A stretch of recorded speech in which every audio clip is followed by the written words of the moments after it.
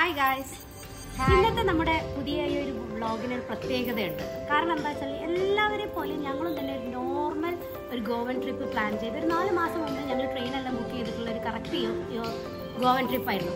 പക്ഷേ സാഹചര്യയുടെ സമ്മർദ്ദം എന്നൊക്കെ നമ്മൾ കേട്ടിട്ടില്ലേ, അതുപോലെ ഒരു ട്വിസ്റ്റ് എന്താ സംഭവിച്ചെന്ന് അറിയില്ല.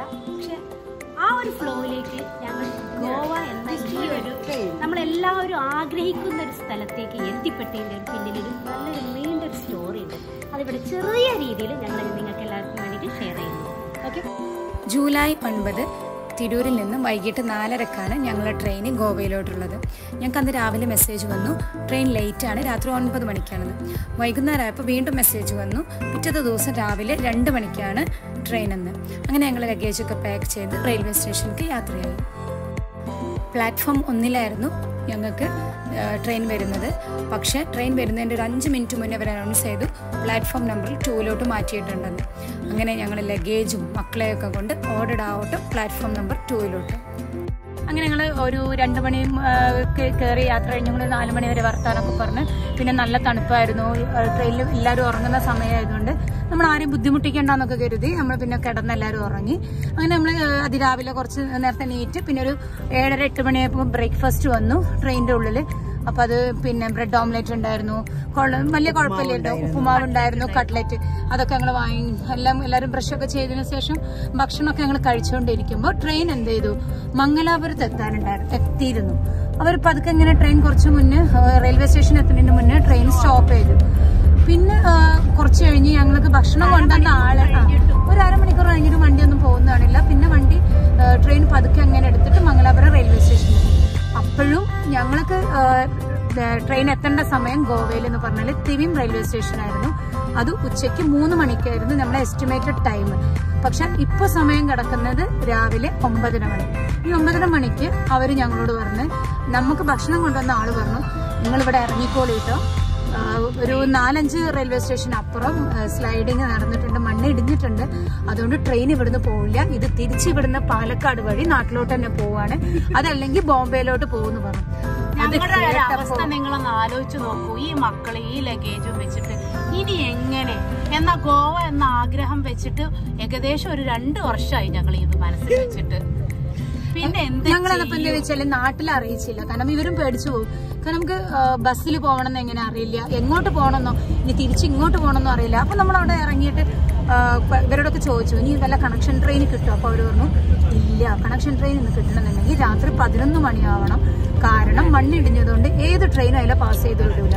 അപ്പൊ നിങ്ങൾക്ക് ആകെ ഒരു ചാൻസ് എന്താന്ന് വെച്ചാൽ ഒന്നെങ്കിൽ ടാക്സിയിൽ തിരിച്ച് നാട്ടിലോട്ട് പോവാം, അതല്ല ബസ്സിൽ നിങ്ങൾക്ക് തിരിച്ച് നാട്ടിലോട്ടോ ഗോവയിലോട്ടോ പോവാന്ന്. അപ്പോഴാണ് ഞങ്ങളുടെ കൂടെ ഉണ്ടായിരുന്ന ഒരു 3-4 ചെക്കന്മാർ അവർ ഇതേപോലെ മഡ്ഗോണിലേക്ക് പോകാനുള്ളതായിരുന്നു. പക്ഷെ അവര് പറഞ്ഞു നിങ്ങളൊരു കാര്യം ചെയ്തോളൂ, ഇവിടുന്ന് ടാക്സി എടുത്തിട്ട് ബസ് സ്റ്റാൻഡിൽ പോയി നോക്കൂ, അല്ലെങ്കിൽ ഒരു ട്രാവലർ, നിങ്ങൾ 7 പേരുണ്ടല്ലോ ട്രാവലർ എടുത്തോളൂ. പക്ഷേ ഒന്ന് ആലോചിച്ചപ്പോ കരുതി എന്തിനാണ് ഈ ട്രാവലറും ടാക്സിയും ഒക്കെ എടുത്തു പോകുന്നത്, അതിനൊരു സേഫ് ഉണ്ടാവില്ല. നമ്മുടെ ഇന്ത്യൻ ഗവൺമെന്റ് നൽകിയ നമ്മുടെ ബസ്സുകളുണ്ടല്ലോ, അതിലാകുമ്പോ എന്ന് പറഞ്ഞാൽ എല്ലാവരും ഉണ്ടാവുകയും ചെയ്യും, നമ്മുടെ സേഫ് സോണിലാണ്. പിന്നെ ഒന്നും കരുതിയില്ല മക്കളെ, അവിടുന്ന് നേരെ. അല്ല, അതിന്റെ പിന്നിലൊരു കാര്യം കൂടി ഉണ്ട്. ഞങ്ങൾ ടാക്സി സെന്ററിൽ എത്തിയപ്പോൾ അവര് പറഞ്ഞു 1 കിലോമീറ്ററിന് 16 രൂപ വെച്ചിട്ട് ചാർജ് ചെയ്യും. അതായത് അവർക്ക് അങ്ങോട്ട് നമുക്ക് 456 കിലോമീറ്ററാണ് നമുക്ക് യാത്ര ചെയ്യാറുള്ളത്. അപ്പൊ ഏകദേശം നമുക്ക് 7000 രൂപ അങ്ങോട്ട്, അവർക്കുള്ള റിട്ടേൺ ചാർജും 7000, 15,000 രൂപ അവർ പറഞ്ഞു.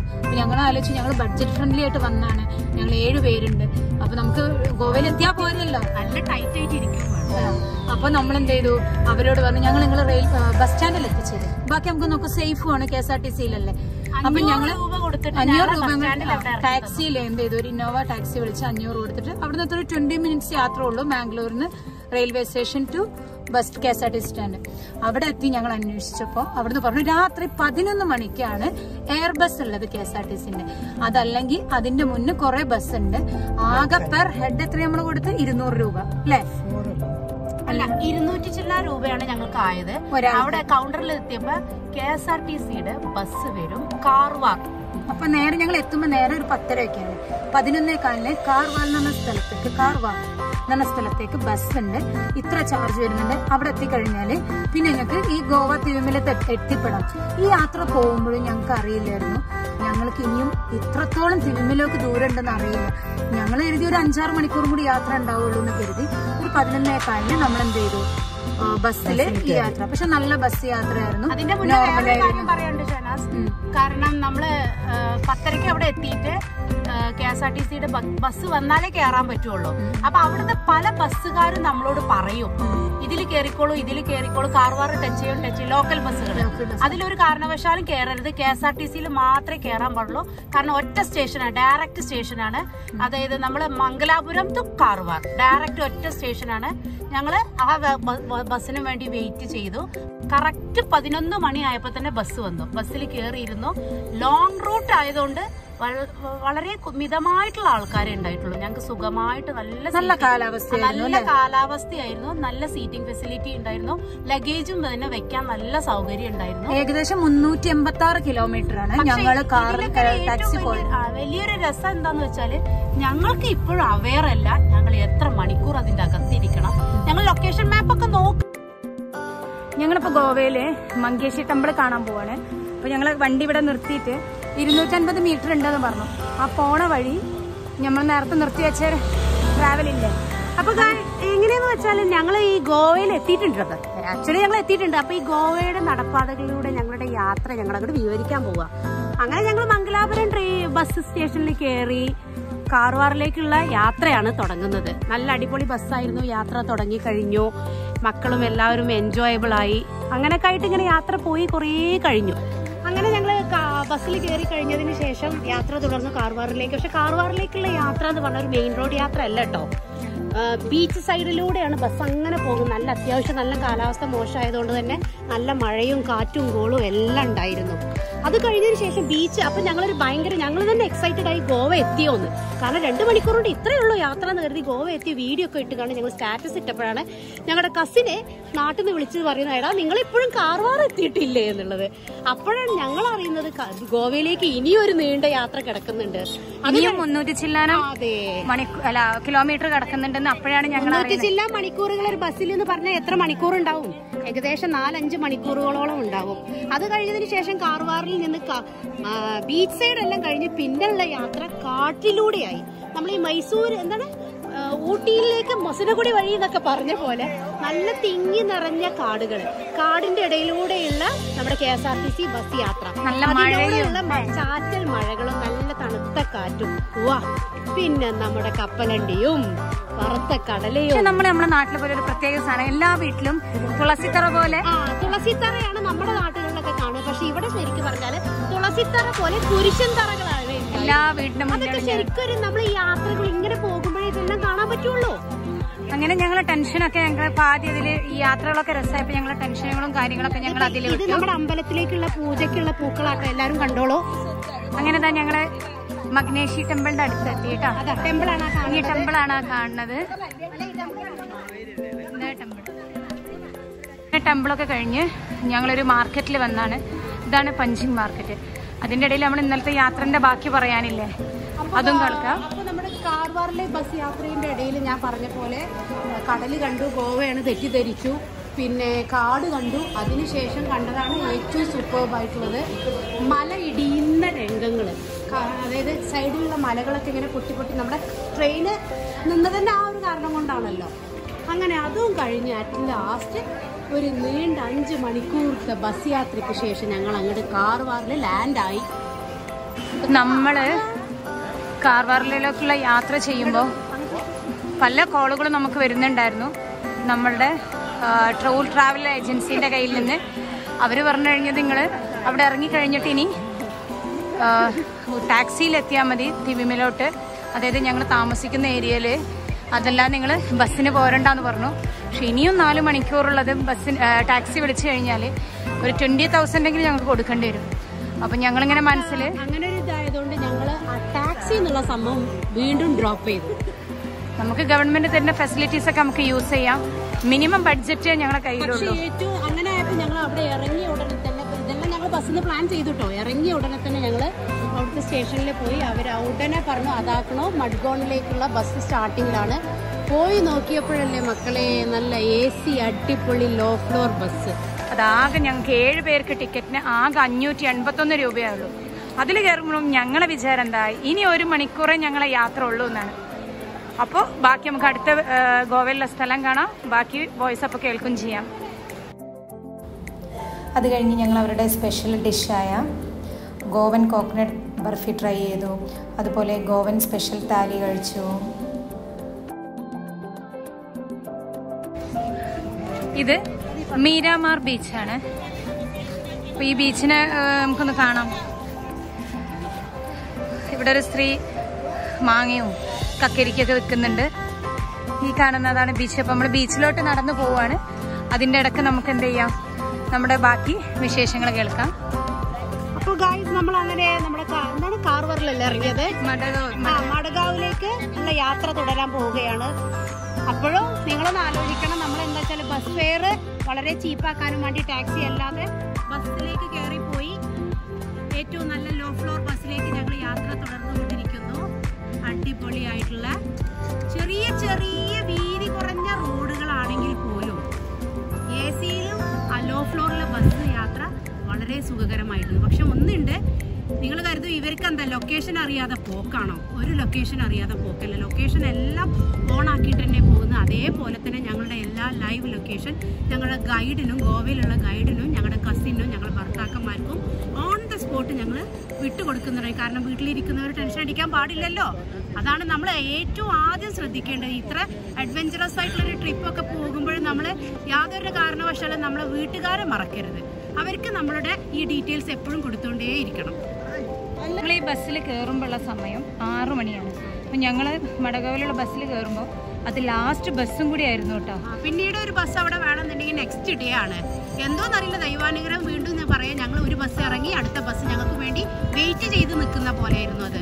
പിന്നീട് എന്ന് പറഞ്ഞാൽ ലോ ഫ്ലോർ ബസ് ആയതുകൊണ്ട് നമ്മളൊരു 1.5 അവറിൻ്റെ ട്രാവൽ ആണെങ്കിലും ഒരുപാട് ഇരിക്കുന്ന പോലെ തോന്നി. കാരണം പയ്യെ പോകുള്ളൂ. എന്നിരുന്നാലും കറക്റ്റായിട്ട് ഞങ്ങൾ മഡഗാവിൽ എത്ര മണിക്കാണ്? നമ്മളൊരു 8 മണി കഴിഞ്ഞു. 8 മണിക്ക് ശേഷം 6 മണിക്ക് മഡഗാവിലെത്തി. അവിടെ നിന്നാണ് 6 മണിക്കാണ് നമ്മൾ സ്റ്റാർട്ട് ചെയ്തത്. 6 മണിക്കാണ് സ്റ്റാർട്ട് ചെയ്തത്. മഡഗാവിൽ നമ്മൾ എത്തിയപ്പോൾ 8 മണി, 8:30 മണിയായിട്ടുണ്ട്. മഡഗാവിൽ എത്തിയപ്പോൾ 8:30 മണി. ഇനി ബാക്കി മഡഗാവ് വിശേഷങ്ങൾ.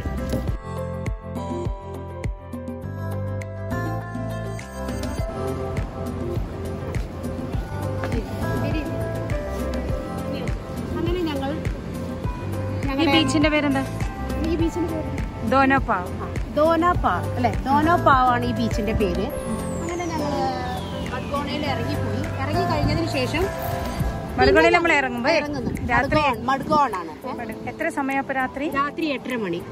മഡ്ഗോണിൽ ഇറങ്ങി കഴിഞ്ഞതിന് ശേഷം പിന്നീട് അവിടുന്ന് ഞങ്ങൾക്കൊരു ബസ് യാത്ര സാധിക്കുന്നതല്ല. ബസ്സില്ല, അവിടുന്ന് ബസ് ഇല്ല സത്യത്തിൽ. കാരണം ഞങ്ങൾ പോകുന്ന സൈഡ് ബാഗ ബീച്ചിലേക്കുള്ള സൈഡാണ്. എക്സാക്ട്ലി പറഞ്ഞാൽ ഏകദേശം ഒരു മണിക്കൂറിന്റെ യാത്രയുണ്ട് വീണ്ടും. അങ്ങനെ ഞങ്ങൾ അവിടുന്ന് ടാക്സി എടുത്തു. വേറൊരു ഓപ്ഷനും ഇല്ല. 2 ടാക്സിയാണ് ബസ് സ്റ്റാൻഡിന്റെ മുന്നിലുള്ളത്. ഞങ്ങൾ അങ്ങോട്ടും ഇങ്ങോട്ടും, കാരണം ഞങ്ങൾ 7 പേരുണ്ടായതുകൊണ്ട് ഒരു ടാക്സിയുടെ അകത്ത് പറ്റില്ല. അതുകൊണ്ട് 2 ടാക്സി ഞങ്ങൾക്ക് മസ്റ്റ് ആയിരുന്നു. അവിടെ ഒരു 3000 റുപ്പീസ് 2 ടാക്സിയും കൂടി ഞങ്ങൾക്കായി. രാത്രി സമയമല്ലേ, 47 കിലോമീറ്റർ ഉണ്ട്. അത് ഞങ്ങൾക്ക് അത്യാവശ്യം ഒരു ടെൻഷനുള്ള ഒരു സംഭവമായിരുന്നു. 2 കൂട്ടർ 2 വണ്ടിയിലാകുക എന്ന് പറഞ്ഞാൽ ആർക്കായാലും ഒരു ടെൻഷനുള്ള കാര്യമായിരിക്കും. എന്നിരുന്നാലും ഞങ്ങൾ ധൈര്യം കഴിഞ്ഞിട്ടില്ല. ഞങ്ങൾ എല്ലാ കാര്യവും KSRTC ഉപയോഗിച്ചു. പക്ഷെ ഞങ്ങൾക്ക് ബസ് കിട്ടാത്തതുകൊണ്ടാണ്. വീണ്ടും ഞങ്ങളുടെ ലൈവ് ലൊക്കേഷൻ ഞങ്ങളുടെ ഗൈഡിനും കൊടുത്തു, അതുപോലെ തന്നെ ഹസ്ബൻഡുമാർക്കും അയച്ചു കൊടുത്തു. എന്നിട്ട് അങ്ങോട്ടും ഇങ്ങോട്ടും നമ്പറുകളെല്ലാം പാസ് ചെയ്ത് ഞങ്ങൾ ലൈവ് ട്രാക്ക് ലൊക്കേഷൻ ഇട്ടിട്ട് യാത്ര തിരിച്ചു. കറക്റ്റ് 9:15 പറഞ്ഞ പോലെ തന്നെ റൂട്ട് മാപ്പിൽ നല്ല സ്പീഡ്, ഹൈ സ്പീഡിലായിരുന്നു. നല്ല ഭംഗിയുള്ള യാത്രയായിരുന്നു. ബാഗ ബീച്ചിലെ സൈഡിൽ എന്ന് പറഞ്ഞാൽ അടിപൊളി എന്ന് പറഞ്ഞാൽ അടിപൊളി വ്യൂ ആയിരുന്നു. റോഡും പാലങ്ങളും ബ്രിഡ്ജുകളും സൈഡിലുള്ള കസീനോകളും എല്ലാം കണ്ട്, പ്രത്യേകിച്ച് രാത്രി കൂടിയല്ലേ, ഫുൾ ലൈറ്റ് വ്യൂകളും ഞങ്ങളെല്ലാം കണ്ട് അങ്ങനെ സമാധാനപരമായിട്ട് നല്ല ഒരു ഗംഭീര മഴയോടുകൂടി ഞങ്ങൾ ഞങ്ങളുടെ റിസോർട്ടിൽ എത്തി. At last at 10:15 PM. എന്നിട്ട് ഞങ്ങൾ ഭക്ഷണമൊക്കെ കഴിച്ച് കുളിച്ചൊക്കെ ചെയ്ത് ഞങ്ങൾ എന്ത് ചെയ്തു, നന്നായിട്ട് റെസ്റ്റൊക്കെ എടുത്തു. പിന്നെ ഞങ്ങൾ രാത്രി ബാഗ ബീച്ചിൽ സൈഡിൽ ചെറുതായിട്ട് ഷോപ്പിങ്ങിനൊക്കെ പോയി. ഇതാണ് ഞങ്ങൾ ഗോവയിൽ വന്നൊരു യാത്ര. ഗോവയിൽ വന്നത് ഞങ്ങൾ ട്രെയിനാണ് ബുക്ക് ചെയ്തെങ്കിലും ഞങ്ങൾ ട്രെയിനും ബസ്സും കാറും എല്ലാം കയറി ഞങ്ങൾ എത്തുന്ന പ്രതീക്ഷയല്ല. തിരിച്ചു പോകാൻ ഞങ്ങൾക്കൊരു വഴിയില്ലാത്തതുകൊണ്ട് ഞങ്ങൾ അങ്ങനെ ഗോവയിലെത്തി. പക്ഷേ വന്ന് ഞങ്ങൾക്ക് മുതലായിട്ടോ. ഇന്നിപ്പോൾ നിങ്ങൾക്ക് കാണിച്ചു തരുന്ന എല്ലാ വീഡിയോസും ഞങ്ങൾ ഗോവയിലൂടെ ഓരോ യാത്രകളാണ്. അപ്പോൾ ഇനി നാളെ ഒരു ദിവസം കൂടി ഞങ്ങൾക്ക് ഗോവയിലുണ്ട്. തിരിച്ച് അതേ ട്രെയിനാണ്.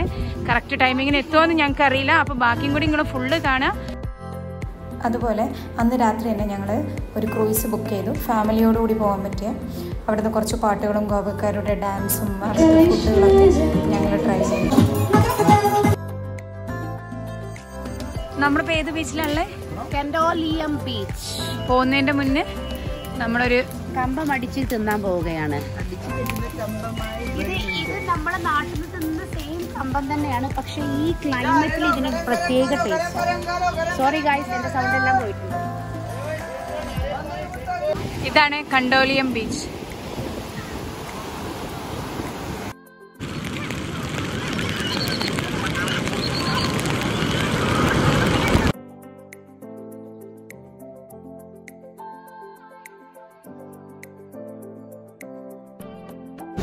ഇതാണ് ഗോവയിലെ ഏറ്റവും പേര് കേട്ട തിങ്ങിനിറഞ്ഞ് നമ്മൾ സിനിമകളിലെല്ലാം കാണുന്ന ആ ഒരു ഗംഭീരത.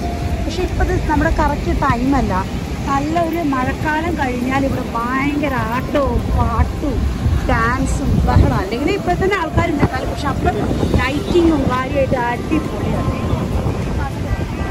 അങ്ങനെ ഗോവയിലെ വീണ്ടും ഒരു ബീച്ച്, റോക്ക് ബീച്ച്. ഗോവ മൊത്തം ബീച്ച് തന്നെയാണ് കേട്ടോ. പക്ഷേ ഇതൊക്കെ കണ്ട് ആസ്വദിച്ച് പോകുമെന്ന് പറഞ്ഞാൽ ശരിക്കും ഭംഗിയുള്ള കാര്യം തന്നെ. സ്ഥിരമായിട്ട് നിൽക്കുന്നൊന്നുമില്ലല്ലോ.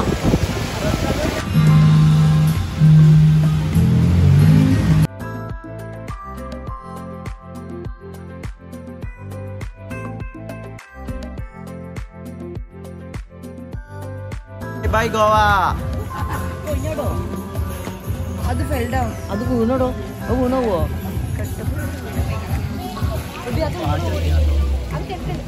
Bye bye.